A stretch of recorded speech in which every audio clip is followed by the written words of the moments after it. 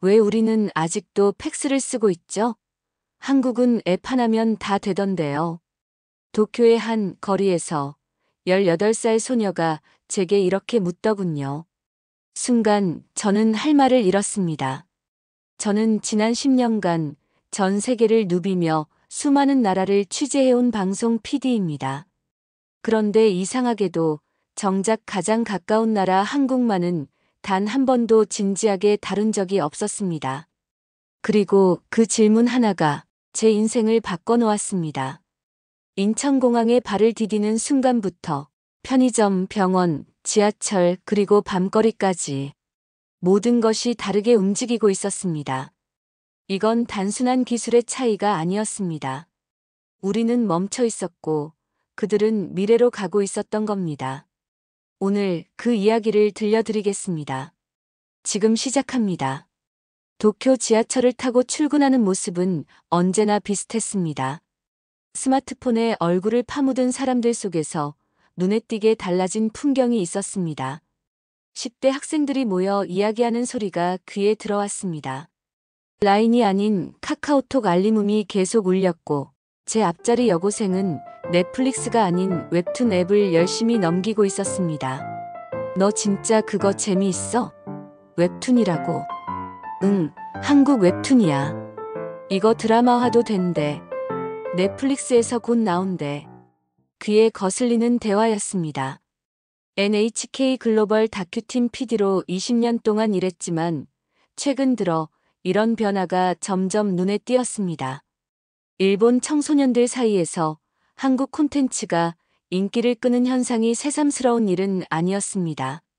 그저 일시적인 현상이라 여겼습니다. 한국은 콘텐츠 말고는 따라올 게 없다고 생각했으니까요. 회사에 도착하자마자 다나카 부장의 호출을 받았습니다. 다음 특집 다큐멘터리 기획에 관한 이야기였습니다. 회의실에 들어서자 낯선 자료가 책상 위에 놓여 있었습니다.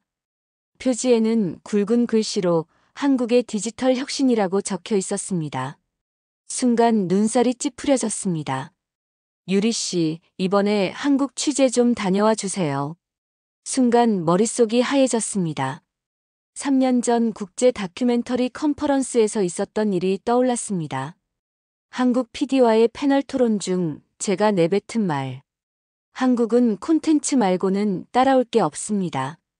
그 발언이 SNS에서 논란이 되었고 지금도 종종 그 영상이 공유됩니다. 당시 상대 패널의 분노한 표정이 지금도 선명합니다. 한국이요? 다른 주제는 없나요? 중국이나 미국의 디지털 혁신은 어떨까요? 최근 시청자 의견을 분석했더니 한국의 디지털 혁신에 관심 있는 시청자가 많아요. 특히 실버층에서요. 젊은 세대는 이미 한국 문화에 익숙하지만 우리 같은 세대는 아직 모르는 게 많거든요. 말도 안 됩니다. 일본이 디지털 강국이라는 자부심은 여전히 있었습니다. 몇몇 부분에서 뒤처진 건 인정하지만 한국이 우리보다 앞서 있다니요. 그건 단지 몇몇 앱과 드라마 때문이 아닐까요? 일본의 제조업 기술력, 정밀함, 품질은 여전히 세계 최고 수준이라고 생각했습니다. 취재 주제는 일본이 한국에게서 배울 점입니다. 7가지 분야로 나눠서 찍어올 거예요. 인터넷 인프라, 모바일 생태계, 콘텐츠 수출력, 디지털 헬스케어, 무인 점포 기술, e스포츠 그리고 시민의식까지. 마지못해 수락했습니다. 어차피 취재해보면 그들의 한계점이 드러날 테니까요. 표면적인 화려함 뒤에 숨은 실상을 파헤쳐 보여주면 되겠다 생각했습니다. 한국 정부에 취재 협조 요청을 보냈고 담당자를 배정받았습니다. 서울시 디지털 정책 자문관이라고 했습니다. 인천공항에 도착하자마자 느낀 것은 스마트폰 하나면 모든 게 해결된다는 점이었습니다. 입국 신고부터 공항 이동, 택시 호출까지 종이 한 장 필요 없었습니다. QR코드 하나로 모든 서비스가 연결되었고 심지어 택시기사와 대화할 필요도 없었습니다. 목적지는 이미 앱에 입력되어 있었으니까요. 일본에서는 상상할 수 없는 일이었습니다. 스마트폰 배터리가 없다면 아무것도 할 수 없을 것 같은 불안감이 들었습니다. 첫 인터뷰 장소인 서울시청에 도착했습니다. 로비에서 기다리고 있던 담당자와 눈이 마주쳤습니다. 그 순간 숨이 멎는 것 같았습니다. 너무나 익숙한 얼굴이었기 때문입니다. 나카지마 유리 씨죠? 김하진입니다. 서울시 디지털 정책자문관입니다. 그는 3년 전 컨퍼런스에서 제 발언에 가장 강하게 반박했던 그 사람이었습니다. 이런 우연이 있다니. 김하진의 표정은 차갑게 굳어 있었습니다. 악수를 건네는 손길에서도 냉랭함이 느껴졌습니다. 여기는 콘텐츠만 있는 나라가 아닙니다. 기술이 사람을 바꾼 나라죠. 첫 마디부터 날이 서 있었습니다. 이번 취재가 쉽지 않을 것임을 직감했습니다. 김하진은 딱딱한 표정으로 취재 일정표를 건넸습니다. 7일 동안 서울 곳곳을 돌며 7가지 주제를 취재하는 일정이었습니다. 길고 어려운 일주일이 되겠다고 생각했습니다. 서울 지하철은 충격 그 자체였습니다. 와이파이 속도는 도쿄보다 빨랐고 열차 안의 디지털 디스플레이는 실시간으로 정보를 업데이트했습니다. 모든 사람이 스마트폰으로 무언가를 하고 있었습니다. 동영상을 보거나 메시지를 보내거나 쇼핑을 하거나. 일본에서도 그렇지만 여기서는 훨씬 더 다양한 앱을 사용하는 것 같았습니다. 놀라운 건 노인들도 예외가 아니라는 점이었습니다. 70대로 보이는 할머니가 스마트폰으로 간편 결제를 하는 모습을 보고 다시 한번 놀랐습니다. 일본에서는 노인들이 현금을 고집하고 디지털 기기 사용을 꺼리는 게 일반적이었습니다. 그런데 여기서는 나이와 상관없이 모두가 디지털 세상에 적응해 있었습니다. 일본에서는 어르신들이 디지털 기기 사용을 꺼리잖아요. 여기는 어떻게 이렇게 모든 세대가 디지털을 사용하고 있는 거죠? 김하진이 말했습니다. 여기선 나이든 분들도 다 앱 써요. 마음이 문제죠. 무슨 말인지 이해가 안 됐습니다. 기술은 기술일 뿐 마음과 무슨 관계가 있다는 걸까요? 제 표정을 본 김하진이 계속 말을 이었습니다. IMF 외환위기 이후 우리는 바닥부터 다시 시작해야 했어요. 그때 깨달았죠. 변하지 않으면 도태된다는 것을. 기술 자체보다 중요한 건 변화를 받아들이는 태도예요. 노인분들도 젊은 세대에게 뒤처지지 않으려고 노력하시는 거죠. 그의 말이 가슴에 와닿지는 않았습니다. 일본도 충분히 발전해 왔고 우리만의 방식이 있습니다. 스마트폰에 모든 것을 맡기는 건 오히려 위험하다고 생각했습니다. 디지털이 발달할수록 해킹 위험도 커지고 개인정보 유출 가능성도 높아집니다. 그런 불안을 느끼지 않는 걸까요? 편의점에 들어가 음료수를 샀습니다. 김하진은 스마트폰을 한번 찍기만 했는데 결제가 끝났습니다. 현금도 카드도 서명도 필요 없었습니다. 더 놀라운 건 무인 편의점도 있다는 것이었습니다. 사람이 없어도 모든 것이 자동화되어 있었습니다. 일본에서도 무인 계산대는 있지만 완전 무인 매장은 아직 많지 않았습니다. 이런 경험이 쌓일수록 묘한 불편함이 커졌습니다. 마치 내가 뒤처진 사람이 된 것 같은 기분이었습니다. 디지털 기기에 익숙하다고 생각했지만 여기서는 외국인처럼 느껴졌습니다. 한국어를 모르는 것도 있었지만 이런 디지털 환경이 낯설게 느껴졌습니다. 저녁에는 모바일 생태계를 취재했습니다. 한국의 대표적인 앱들을 살펴보았고 하나의 앱으로 여러 가지 기능을 사용하는 슈퍼앱의 개념에 놀랐습니다.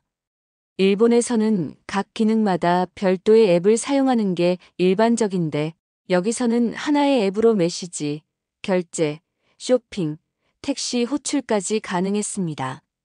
다음 날 아침 갑자기 복통이 찾아왔습니다. 병원에 가야 할 상황이었습니다. 일본이었다면 병원 예약부터 접수, 진료 결제까지 반나절은 걸렸을 일입니다. 외국인이라면 더 복잡했을 테고요. 하지만 김하진은 스마트폰으로 근처 병원을 검색하고 예약까지 마쳤습니다. 병원에 도착하자 접수도 스마트폰으로 끝냈습니다. 기다리는 시간도 앱으로 확인할 수 있었고, 내 차례가 되면 알림이 왔습니다. 여기선 외국인도 쉽게 의료 서비스를 받을 수 있어요. 김하진의 말에 반박할 수 없었습니다. 진료를 받고 처방약을 받는 과정도 놀라웠습니다. 약국에서도 종이 처방전 없이 모든 게 전자적으로 처리됐습니다. 그제서야 깨달았습니다.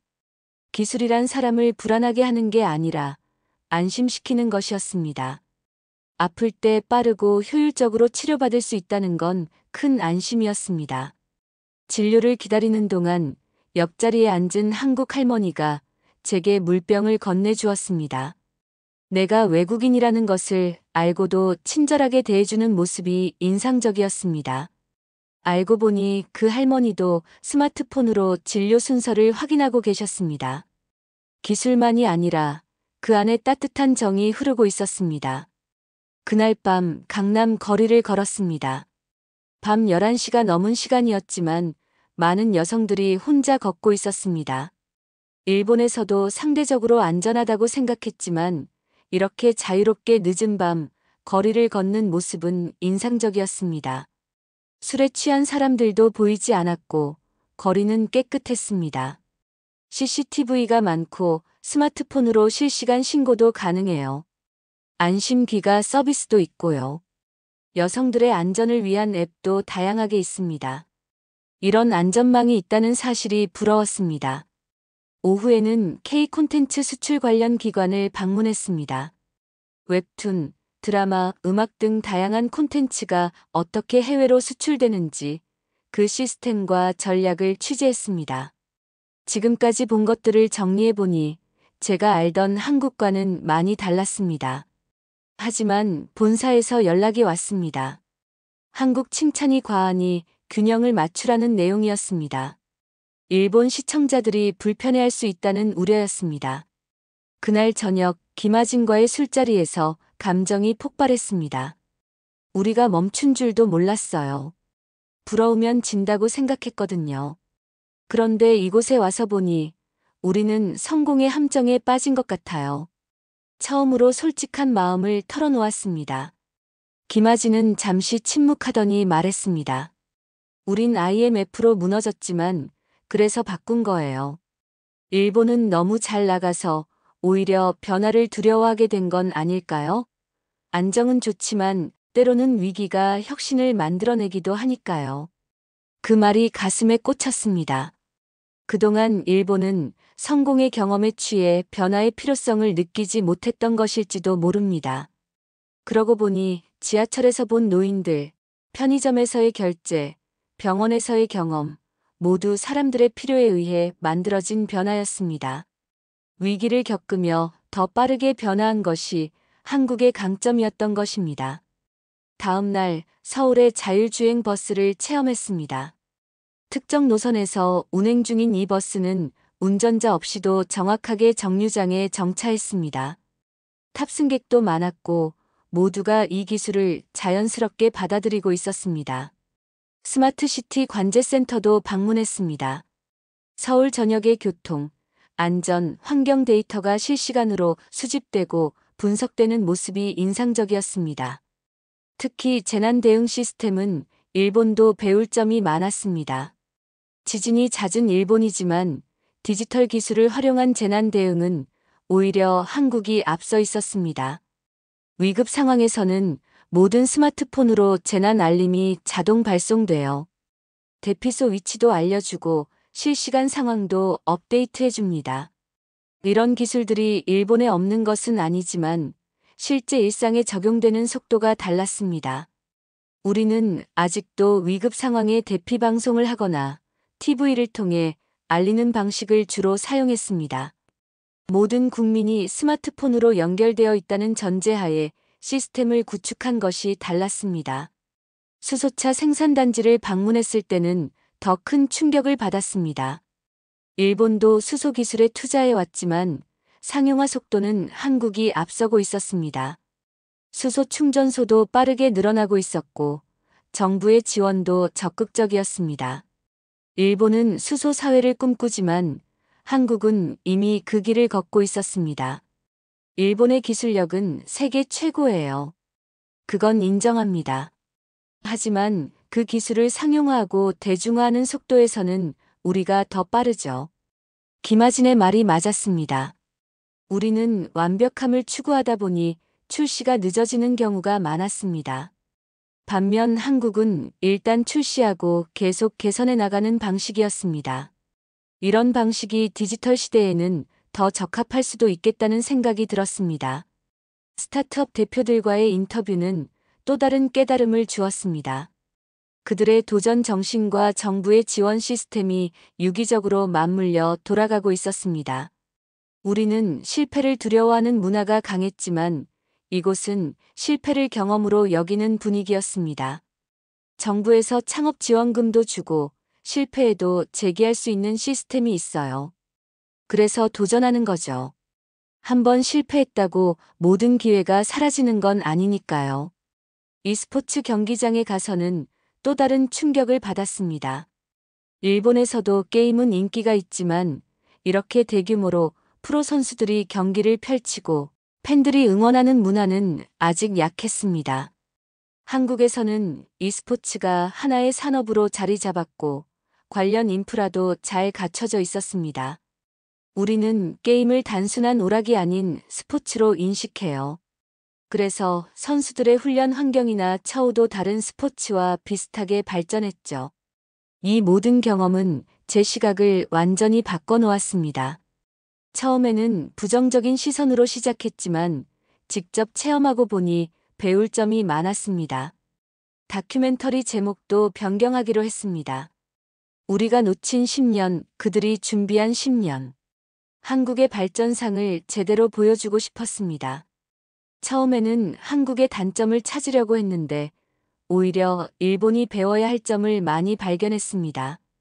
이걸 솔직하게 보여주고 싶어요. 김하진은 처음으로 환하게 웃었습니다.